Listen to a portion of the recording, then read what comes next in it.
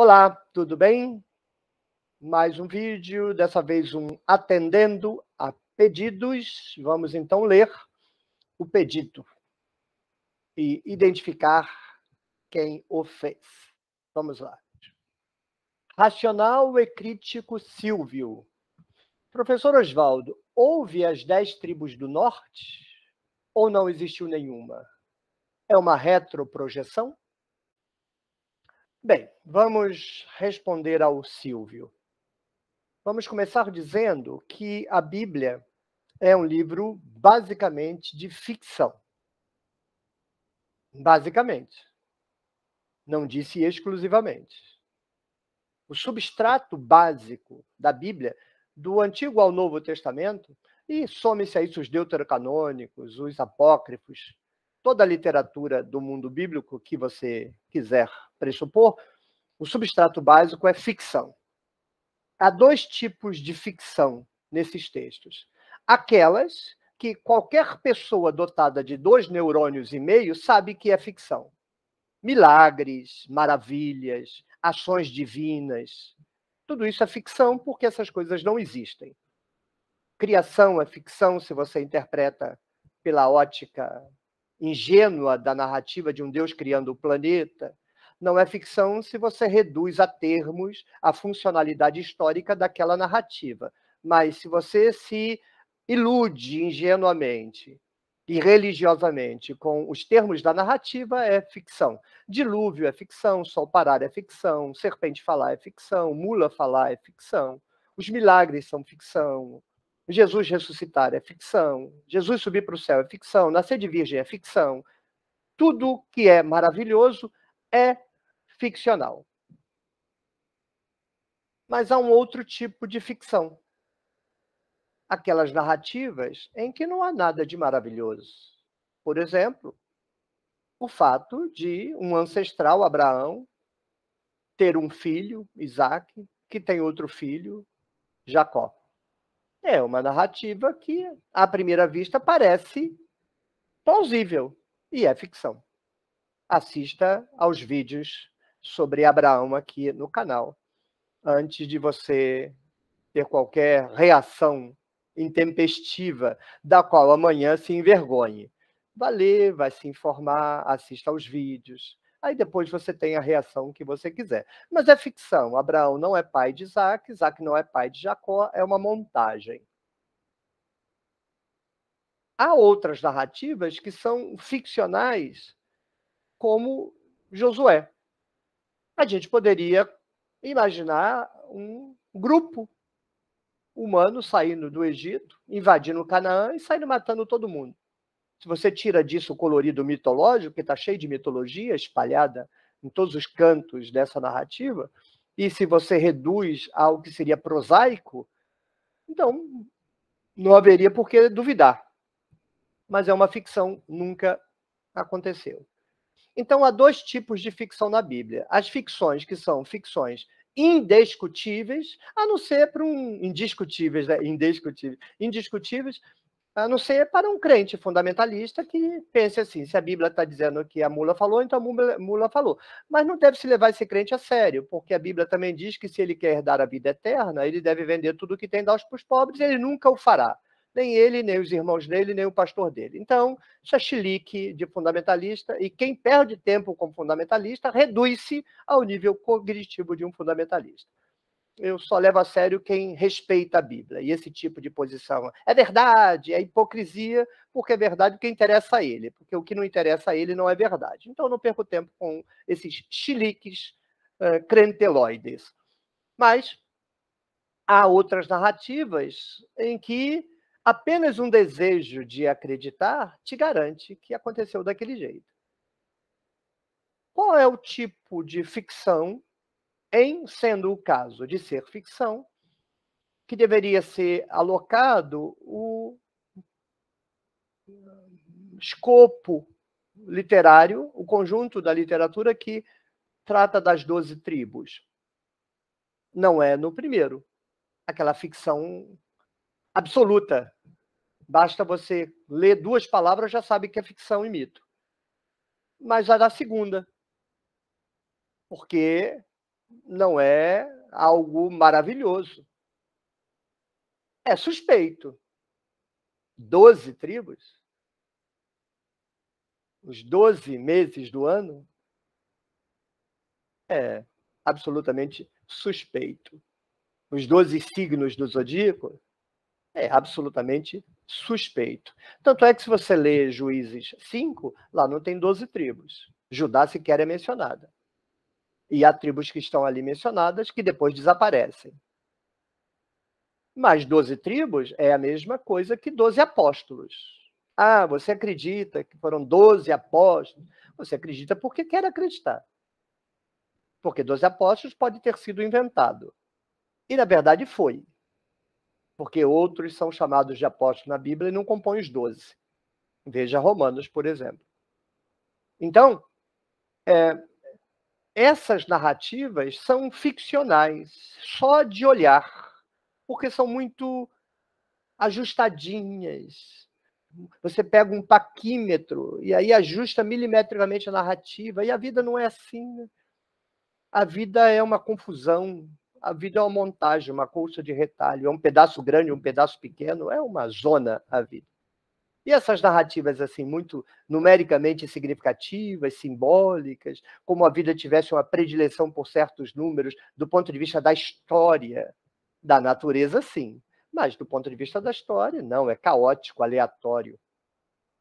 Já tem um cheiro suspeito. Agora, a gente pode levar esse nível de suspeição para um terreno mais controlado. A historiografia moderna.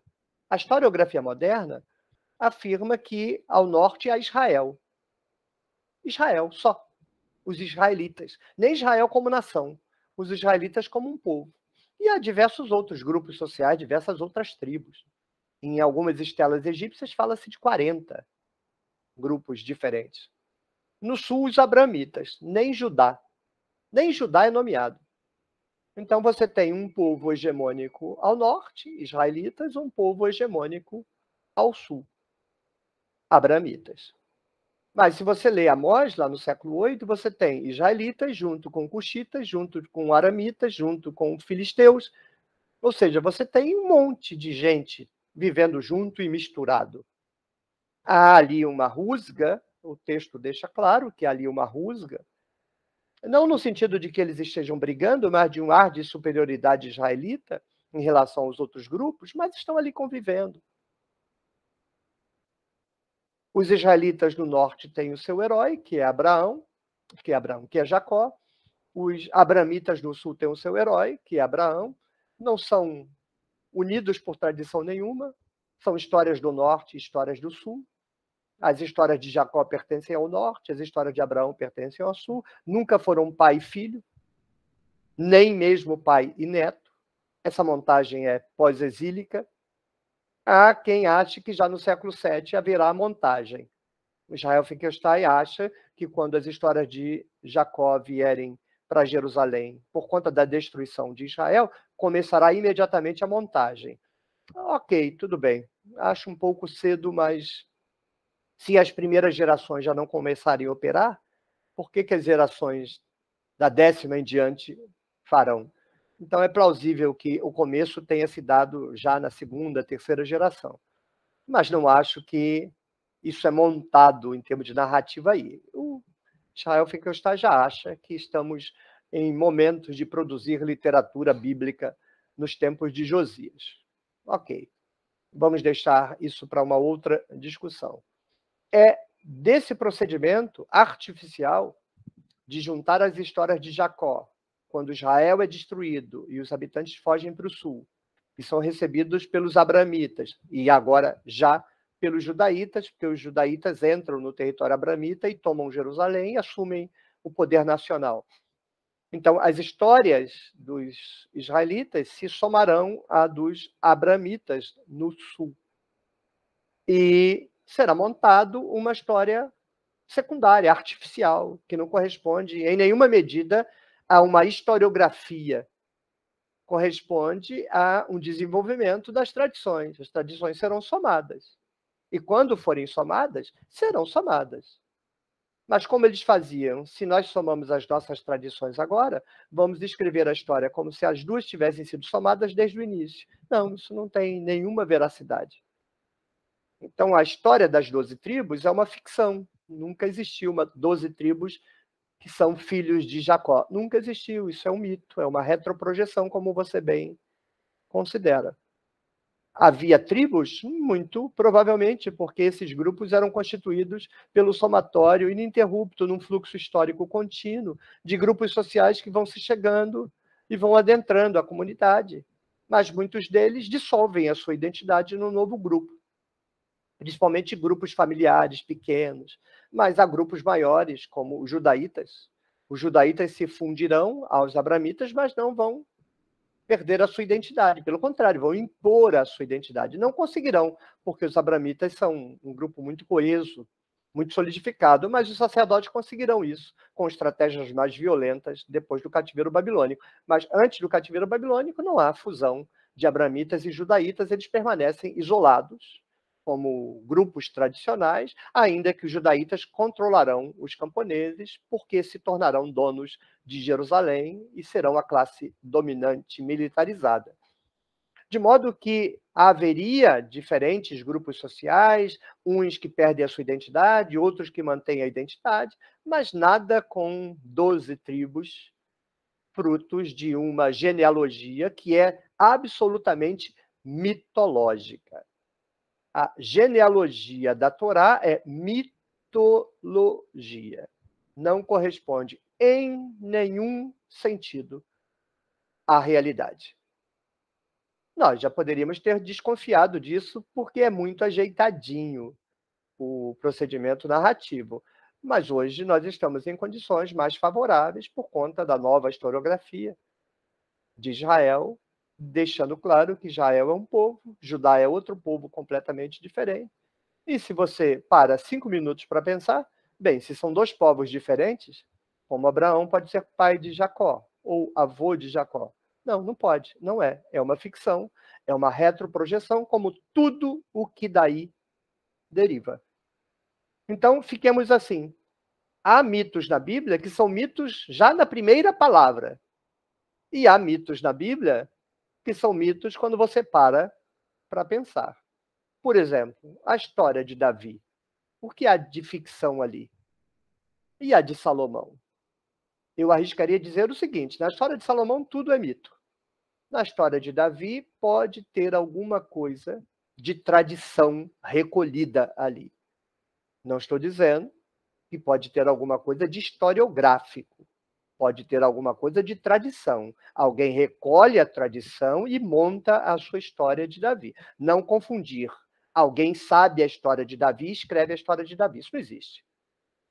É ficção. Agora, pode ser ficção com base em tradição que circula entre as diversas comunidades, como me parece ser o caso dos evangelhos.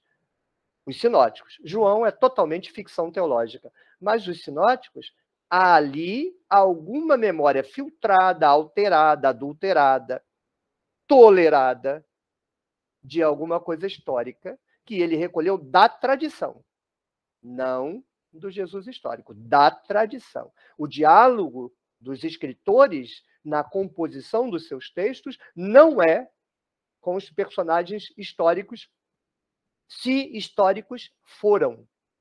O diálogo dos escritores é com a tradição que circula no momento em que eles escrevem. E eles, então, filtram essa tradição, recolhendo o que interessa, questionando o que ele é obrigado a questionar, alterando a tradição em função do seu projeto retórico. A tradição, na mão dos escritores bíblicos, é massa de modelar. Os personagens na narrativa bíblica são massa de modelar. E a função das narrativas é produzir comportamento programado, intencional, na comunidade de destino. A função dos textos é intervir na comunidade. E quando se trata de intervenção das classes dominantes, é para controlar as comunidades. Então, a minha conclusão é de que não. não há 10 tribos de Israel e não há 2 tribos de Judá, logo não há 12 tribos. Isso é uma ficção político-teológica. Ajeitadinha, mas nem por isso histórica. Tchau, tchau. Até o próximo vídeo.